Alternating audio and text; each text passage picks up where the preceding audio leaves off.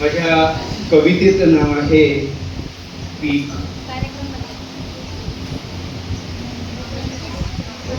बाबा नेहमी म्हणायचे पोरा पुस्तक वाच.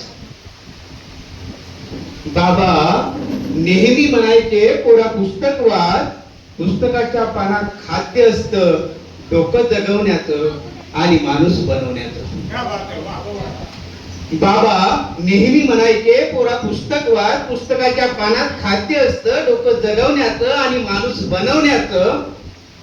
एकदा का हे डोकं पिकलं, एकदा का हे डोकं पिकलं आणि माणसाचं माणूस झालं की आपोआप आपलं आयुष्य वटणीवर येत असतं.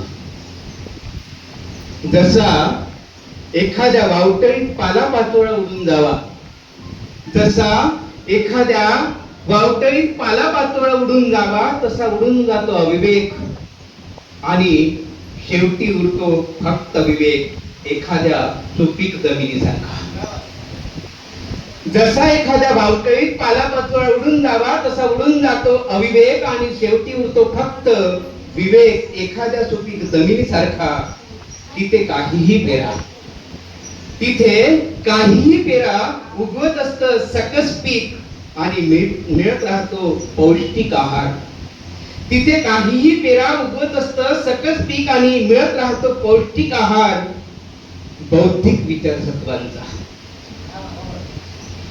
मग उगवलेली विचारवेल, मग उगवलेली विचारवेल आयुष्याला कवेत घेत फुलवत असते जीवनाला एखाद्या फुलत्या फुलासारखं.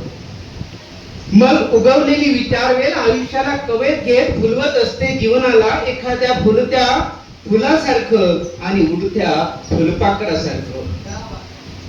खवळलेल्या समुद्रात हेलकावे खात मोठ्या किमतीनं किनाऱ्याला लागलेल्या बोटीसारखं किंवा वावटळीपासून वाचलेल्या वृक्षासारखं अथवा सुपीक जमिनीसारखं खाली फक्त उरावी निर्मळ माती. तसं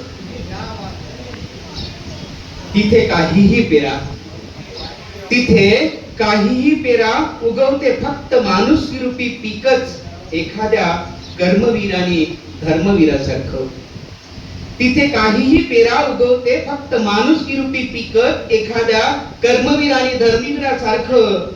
तावून सुलाखून निघालेल्या माणुसकीचं, तावून सुलाखून निघालेल्या माणुसकीचं. धन्यवाद. खूप छान सर, धन्यवाद.